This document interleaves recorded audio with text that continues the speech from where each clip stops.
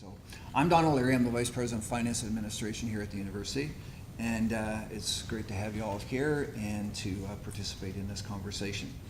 So we're going to cover what we've been up to for the last year as a committee. There's several committee members here with me today, and I hope that you've had a chance to go through the gallery walk and pick up and understand a bit of what we're trying to do.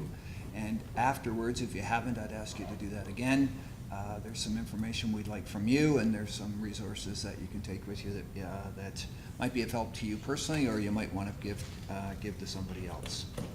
Okay, and after my presentation, regardless of the gallery walk, if you have questions, we'll take questions as well. Okay, so let's get on to the next slide, which you already have. So one of the questions is, why is the university becoming a tobacco-free campus, or why do we want to become a tobacco-free campus? And I'll explain tobacco and smoke-free. It's key to explain tobacco and smoke-free as we go along here. But one of the drivers was, well, it's been our whole focus on our wellness initiative that got underway about 2 years ago.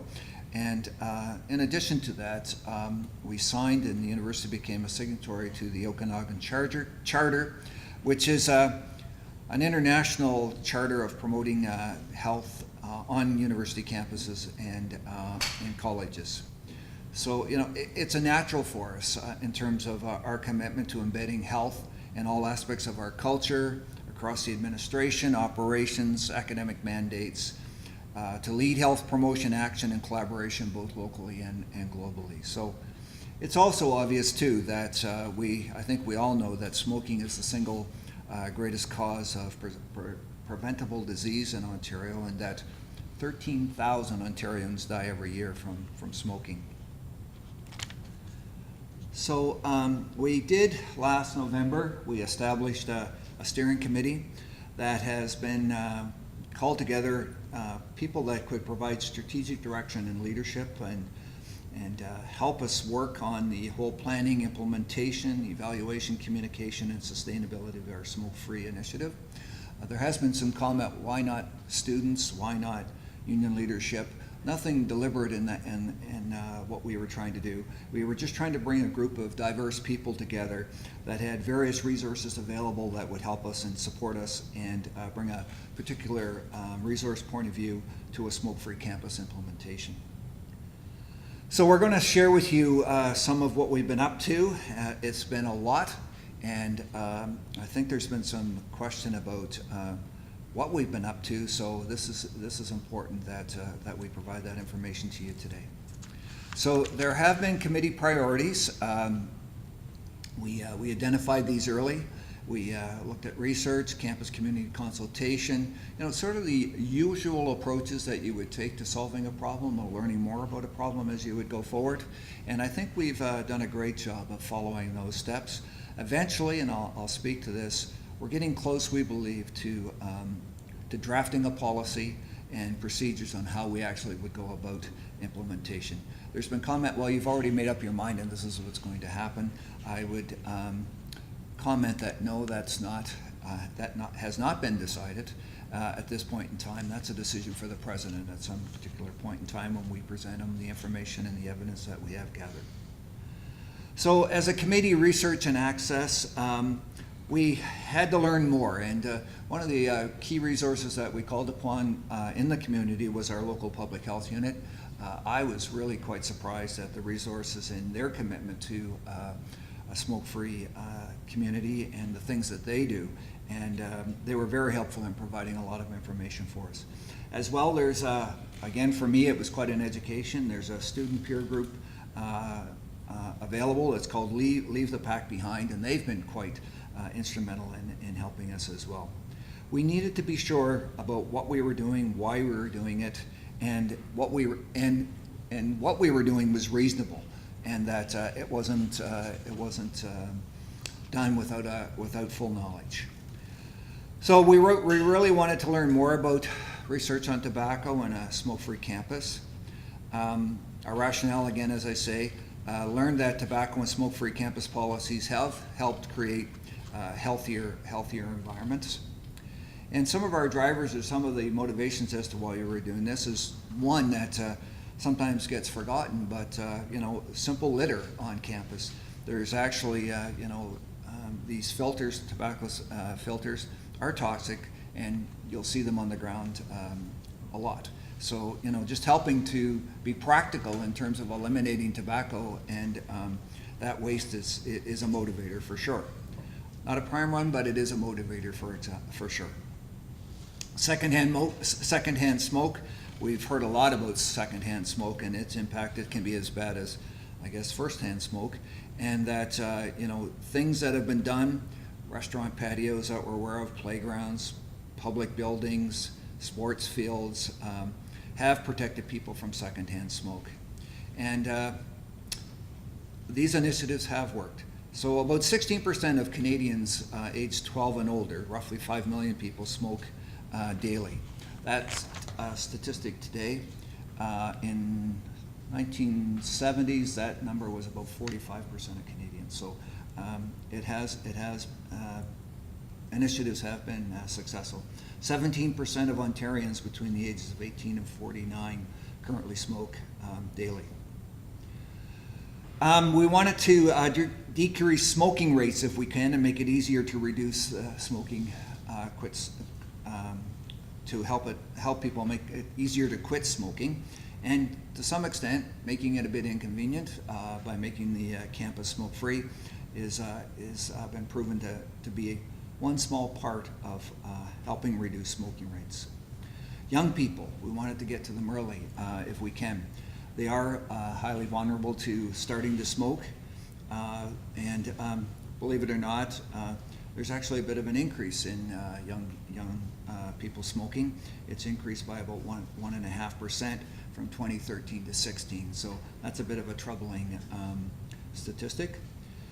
It's also interesting to know that regardless of that bit of increase, the perception that there's a lot of smoking going on campus is quite different than the reality of it.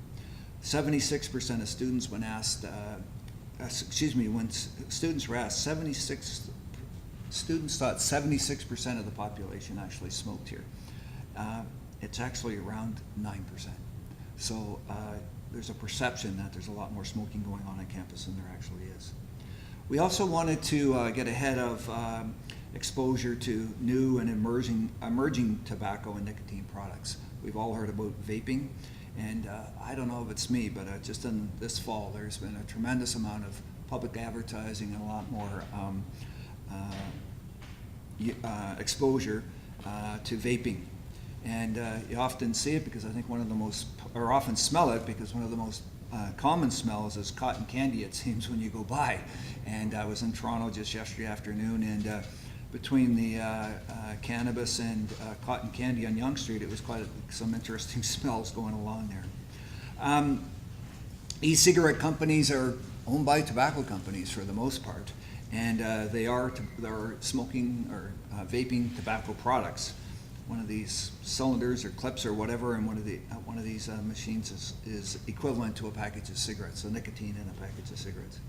There's no question about it. The motivation here is to help to encourage denormalizing tobacco and the use of tobacco products on campus. As I have said before, government initiatives have helped. The statistics are down significantly, but how they denormalize that, they increase taxes significantly. There's no advertising of tobacco products. There's age limits on the use of tobacco. There's lots of public places where you cannot smoke. So all of those initiatives have been helpful, and what we're proposing is just another one of those many initiatives that are there that have been helpful and worked. So we also wanted to see what others were doing, and we've been talking about this for the 7 or 8 years that I've been here, but never really thought the timing was right. But it seemed in the last 18 months or so that the timing was right. Many others have moved forward. There's approximately 65 institutions already in Canada that are smoke-free, and the list is growing fast at a fast pace. McMaster University has gone smoke-free. Several of the colleges have gone smoke-free. Humber College, where we have about 5,000 of our students, will be smoke-free on January 1st.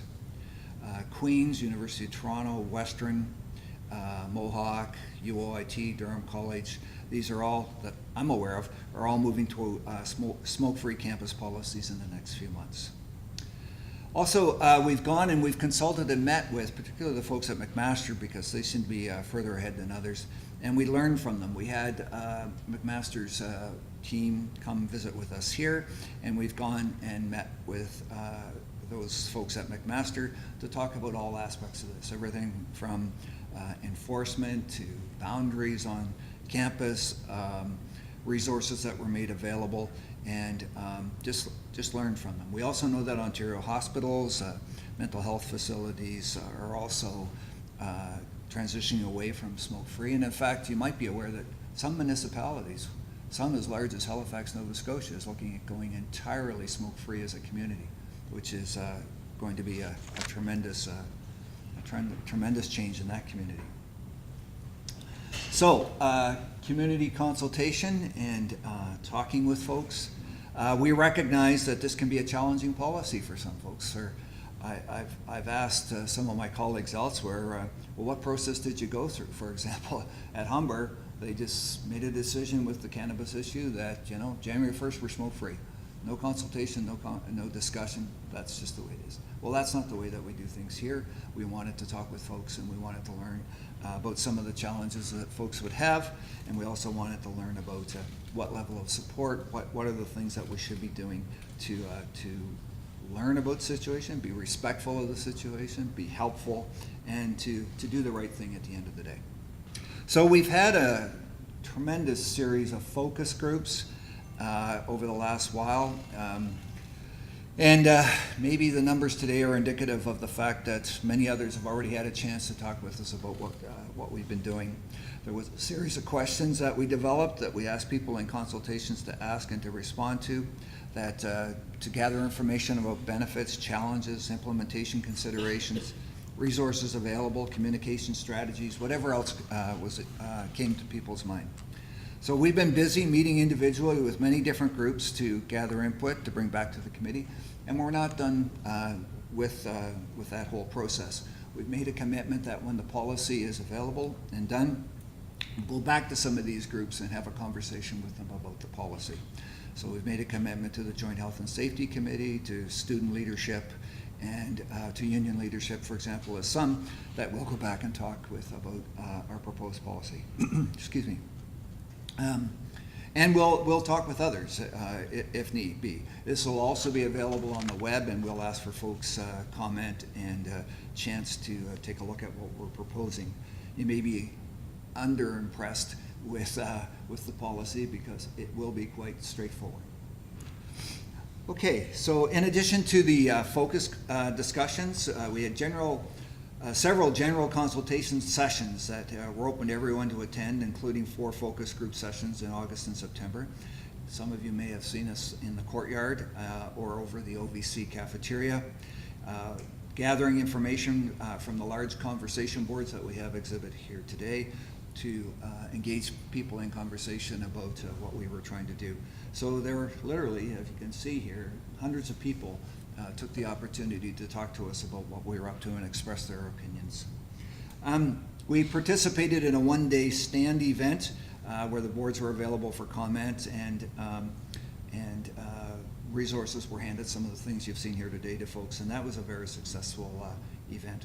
Our website, Q&As on the website, and opportunity to provide a variety of comments that you might make. And a session like today is all an attempt to deliver the message, to talk, to have a conversation, to learn, and to do the right thing, to be honest. The conversation boards, as I say, we have had them up there, and would ask you to take a look at that today, and add your comments if you like as we go forward here. What we've heard from both sides. We heard benefits from folks, and even when we heard those that were non-smokers, and I think most of you are non-smokers from what I understand, real sympathy or real understanding that whatever we do we have to be respectful of smokers.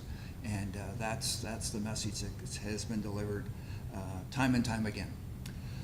So many of the benefits that we heard from folks we've already touched on. The research is pretty obvious, and I mean this has been going on for years and years, and it's pretty convincing, the benefits of not smoking. We also heard had testimonials and comments from folks in the feedback that they provided, both from students and employees, about their support for the new policy. We also heard about challenges. We recognize that there are many challenges bringing to life this new policy.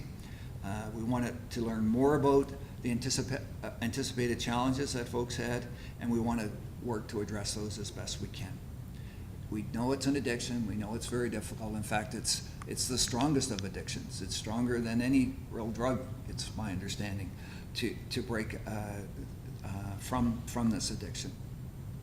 So one of the comments came about, one of the messages time and time again was about enforcement and how are you going to enforce this? And I'll get into this in a little bit more detail in a second. And also, what are you doing about enforcement right now? We haven't been particularly great at enforcement at times, but the enforcement, there is a 9-meter perimeter around entrances to buildings and that sort of thing that particularly, there are a few places on campus I think we all are familiar with, whether it be the library or this building or a few others. And in the meantime, before this ever becomes a policy, we can do a better job of enforcement, and we will do that under the present regulations. Okay, to actually implement this policy, we asked the campus community about additional factors that need to be taken into consideration. And lots of different input was provided by folks. How's it going to be? Is it applicable to all? Is it applicable to visitors, contractors, people that come on? How do we raise awareness among these folks, and how do we define clear boundaries that where this policy will be implemented? Also, again, there are times a year that will you be kind of a little leaner with your enforcement than others around exam times and that sort of thing. So these were all things that we heard through the process. So communication. This is the key. It has been, I think, to date, and certainly will be the key going forward, always, in terms of how this policy should be enforced. And this is not just this policy. I mean, it's indicative of any good management and any good policy. It's all about communication. So we think we've done a lot. We've put out newsletters, news links, website. We've talked with communicators across campus. We have our wellness champions that we've met with, and we've educated those folks and raised their awareness about the issue. Emails through our Wellness at Work champions, as I say, union leaders, mass emails to everyone, to students, employees, physical signage that we've put up in areas and social media, and sessions like this. So we're hopeful that we're getting the message out in every way possible, but if you've got some other ideas, I'd certainly be interested in hearing those as well. We hit some of the target areas where people do gather to have a smoke, and we've been conditioning them to what we're up to for quite a while. We don't want people, being caught off guard or claiming that they've been caught off guard. So we've had notices up in those areas for quite a while, and we use these areas to continue to update them on information as we have information to share with folks. And to our surprise, the signs stay. We thought they might be taken down or they might be destroyed, but for the most part, they've been respected and people understand why they're there.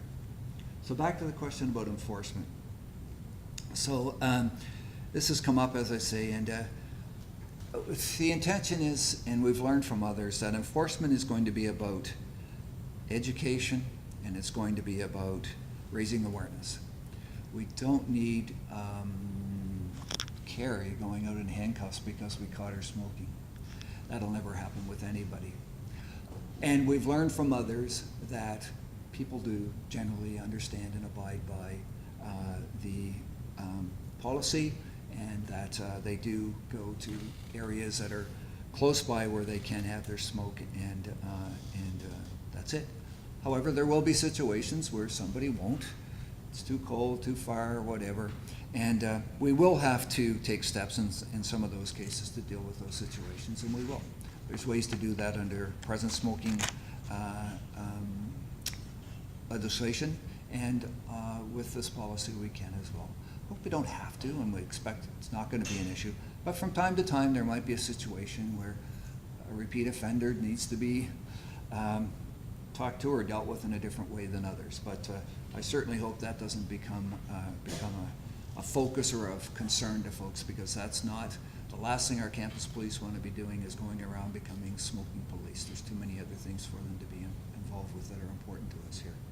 We're also going to enlist or engage, we hope, some students as auxiliary officers. Regardless of this initiative, campus police would like to provide education opportunities in policing for some of our students, and they will be establishing an auxiliary police force. You see those in communities, and this would be some of the work that they would be working with our campus police folks on.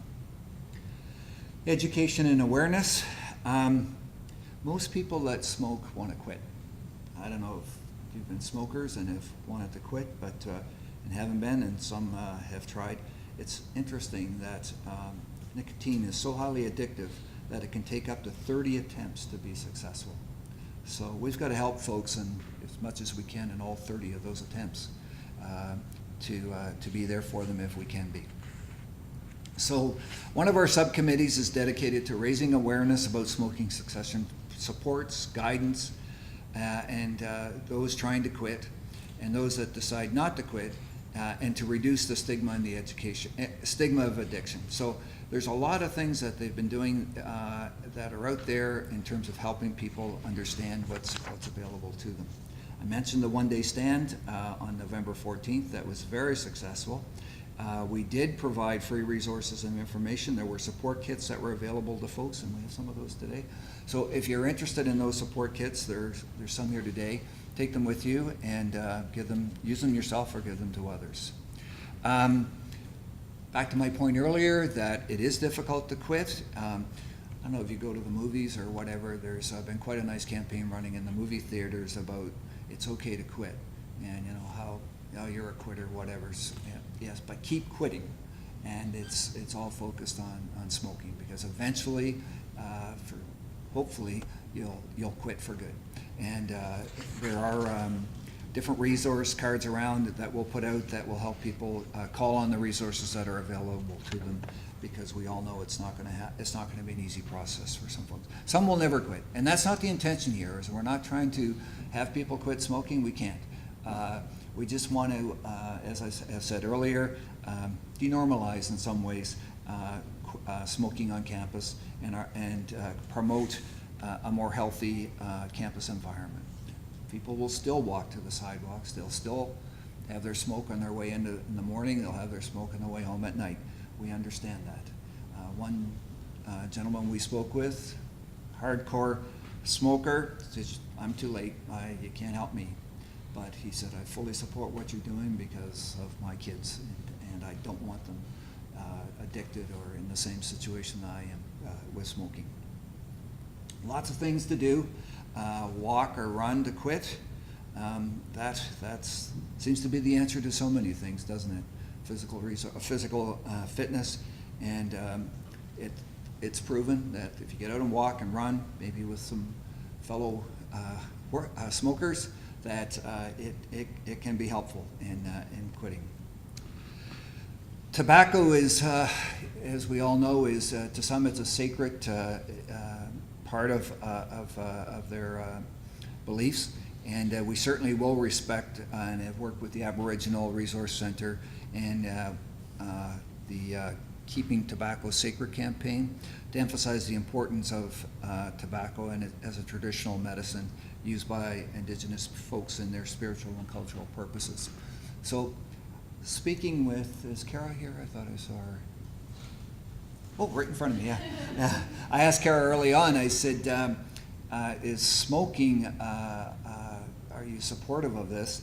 and her comment, I think if I could say correctly, was, yeah, separate and apart from the spiritual and the medicinal and the cultural purpose, smoking's a problem. Just everyday tobacco is a problem that needs to be dealt with the Indigenous community. So separate and apart from this, just like everybody else, there's people that have difficulty with, have challenges with smoking. Okay, it's amazing. I am not a smoker, and I never have been. And some might find that, some have criticized that in terms of my leadership on this, but I've been amazed at the resources that are available in the community for folks that are smokers, and what you can take advantage of if you like. And we've listed some here. That's in the community. What's in the university? There's a lot that people can take advantage of if they like to as well through their benefits plan here at the university. And as I say, we're offering free nicotine replacement therapy for anybody at the UC pharmacy while the quantities last. So there's a chance right there. Just go get some as a first step if need be. In addition, we have an employee assistance program. There's also assistance for folks through that employee assistance program.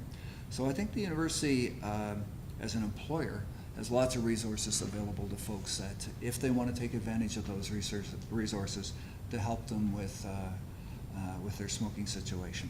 Students, again, this is there's a whole resource, a whole infrastructure available to help students with their smoking. I mentioned Leave the Pack Behind, which is an excellent group. Students as well can have free access to nicotine replacement through therapy through OHIP, and that's up to age 28, I think it is. Somewhere I'll look at it here.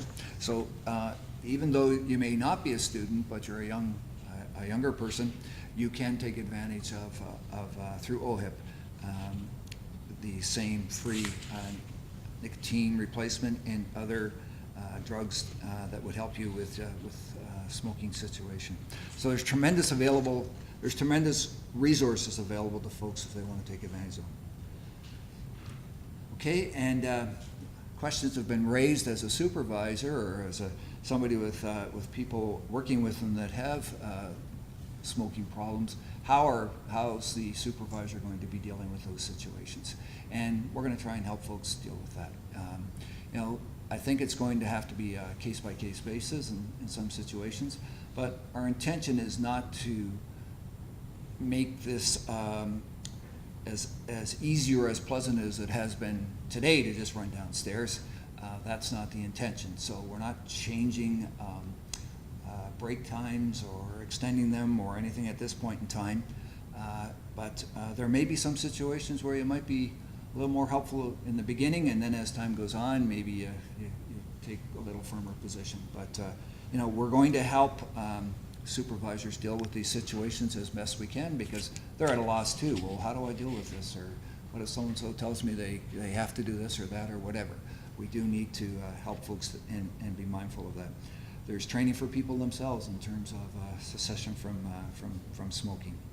And again, the enforcement. We don't want people, walking up to somebody else and whatever and say, get that cigarette out or whatever.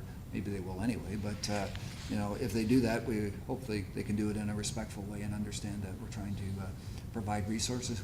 We'll have brochures, we'll have lots of information that will explain the university's policy going forward. We'll sign the property as you come on. Some of you may have seen elsewhere that as you come onto properties, they have a sign say you're coming into a smoke-free area or environment. We'll do that kind of thing coming on. We'll work with our conference services, weddings, whatever. They'll be included in contracts going forward as well in terms of smoke-free. Okay, getting to the end here, our policy. We have a draft of a policy as a committee, but that's where it stands at this point in time. We wanted to have this session today. We wanted to have further conversations with folks. I mentioned that we will take any comments you have today and think about those if we haven't included them in the policy presently. We're going back out to folks in the next while. I'd like to have this out in December to have comment to folks about the policy. So it hasn't been written in stone yet. But some of the things in the policy that we're talking about is that at this point, the policy will only pertain to the Guelph campus, including vehicles on the campus. Our properties at Ridgetown and our research stations are not our properties. We're tenants in those properties. So at some point in time, we probably will be able to arrange that with the provincial government to roll out. We thought we should focus on the main campus, see if we're successful here, and then talk with the property owners of those other areas as we go along here. It will be comprehensive. It is, as I mentioned earlier, it will be smoke-free and tobacco-free at this point in time. Proposed to be smoke-free and tobacco-free at this point in time. We know that chewing tobacco and other forms of tobacco are as bad for you and it can be as dangerous, cancerous as smoking can be itself. There will not be designated smoking areas on campus. And enforcement, for the most part, as I've mentioned time and time again, will be through education and what's the second word? Through education and providing resources. There will only be 2 exceptions to the policy when it comes to tobacco. One I've mentioned already, Indigenous campus community members who use it for spiritual and cultural purposes, and the other scientific research involving smoking or using tobacco projects will continue to be able to do that, provided it complies with university research policies and protocols. So the goal is to finish up soon, probably in the new year as a committee, make a recommendation to the president and my colleagues at the senior level in January. And I guess to some extent, it's a bit of a wait and see after we do that, because the whole issue of cannabis has come into play here as well. And the president had made a commitment when the implementation of cannabis in October was made that he would consult, he would take some time to see whether or not cannabis would be allowed to be smoked on campus. Well, if the decision is to allow cannabis to be smoked on campus, then the conversation about smoke-free tobacco is probably not going to proceed. It would be very difficult to look at one without the other. So he had said at the time that he was going to take about 8 to 12 months. I've talked with him. I think he would hope it'd be sooner than later. And our goal was we were hopeful to have this in place by the end of May, early June. And he understands that as well. But he does want to take some time to, I guess, to understand what others are doing and why they're doing it, to also gauge the support or not, or the consequences of cannabis on campus. I think maybe the bigger issue when it comes to cannabis may not be smoking, but how we deal with the other aspects of cannabis, whether it be edibles and those sort of things going forward. So there's sort of a run through of what we're planning to do. Gosh, and that took almost 40 minutes. Certainly willing to answer any questions that you might have. And if not, I would certainly encourage you again to take a look at some of these storyboards. Okay, cool. Hi, my name is Kayla Weiler. My pronouns are she and her. I work at the CSA, the undergrad union on campus. Yes. I have a question from a student who couldn't come here today. Yep. So how was the decision how the decision was made for no designated smoking areas on campus? Like, how was that made? Yes. And then could that be reconsidered? Yeah. Right off the bat, we actually have had on occasion designated smoking areas on campus that haven't been successful. They just they are not, and I think past practices elsewhere that they're not that successful. To have designated smoking areas kind of goes against what we're trying to do when we create a smoke-free campus. So the city streets, we will have a boundary map of where you can smoke, and it's pretty obvious if you know the layout of the campus. We don't believe that any one area of the campus is that far away from an area to smoke. So we will also pay attention to the habits of people that are smoking. We don't want folks to be standing on Gordon Street and folks are saying, well, look at all those folks out there smoking or whatever. So we will be helpful as we understand what the patterns are, where people are smoking, and I won't make a commitment. We will not be looking at designated smoking areas, but we'll be doing some things so they're less obvious on the street, maybe with some benches and that sort of thing around those areas, so they're not just standing out on the street. Hi, Liz. Hi. I noted, Don, that you said that this wasn't necessarily about forcing people to stop smoking. Yes. So with our current benefit package, you have, as you mentioned, up to $500 for cessation programs. Has there been any consideration of extending that with a view to people perhaps using the nicotine patches at work, but not necessarily to stop, so that they may be using them over a period of much longer? Yes. Yeah, that's a good question. It's come up. We've learned from others that it hasn't been an issue or the need to enhance existing health benefits to this point hasn't been necessary, but it's one that we'll pay attention to, because if need be, and it seems that we could do some more, I think certainly we'll be doing that. I don't want to do it right off the bat. We want to see how this all plays out in terms of people taking advantage of these services and these sort of things. But yeah, I think we'll do what we can to help as much as we can. Yeah. Yes, hi. Hey Don, Sarah from Steelworkers. This kind of piggybacks on what Liz's question was, but I'm just wondering why sort of you're going to be having smoking cessation, I guess, materials available, but just at the UC pharmacy? Right. Is that the only place that they're going to be available on campus? No, it's just there free right now. No, you can right, like free, but because we're a large campus, right. And so like, are there any other areas that you're going to have these free supplies? Oh, okay. That's my question. Oh, sorry. I don't know. Can we? Are the things that can be provided elsewhere? Yeah, or I think speak a little bit to that. We did do it through the pharmacy just so that a conversation could happen with the trained pharmacist about dosage and make sure that that support person who's a trained professional is there. And we're hoping that UC is a kind of a central place for most people. They know where it is, and hopefully they can take some time. Yeah, it just may not be for people, just for people that work across the road. Yeah. Like at OBC or like certainly 95 Stone. Yeah, They're not that's close enough. That's so just something to consider. Yeah, as that's feedback. reasonable. We will consider that. Yeah, definitely. Okay. Any other questions, folks? No? Well, thank you for taking the time to come out today. And as I say, please take the time to look at our gallery boards again. If you have any questions, certainly get in touch with me, but also on our website. There's lots of questions that have been posed that we've answered there as well. So you'll learn more from looking at those questions. So again, thank you for taking the time to be here today.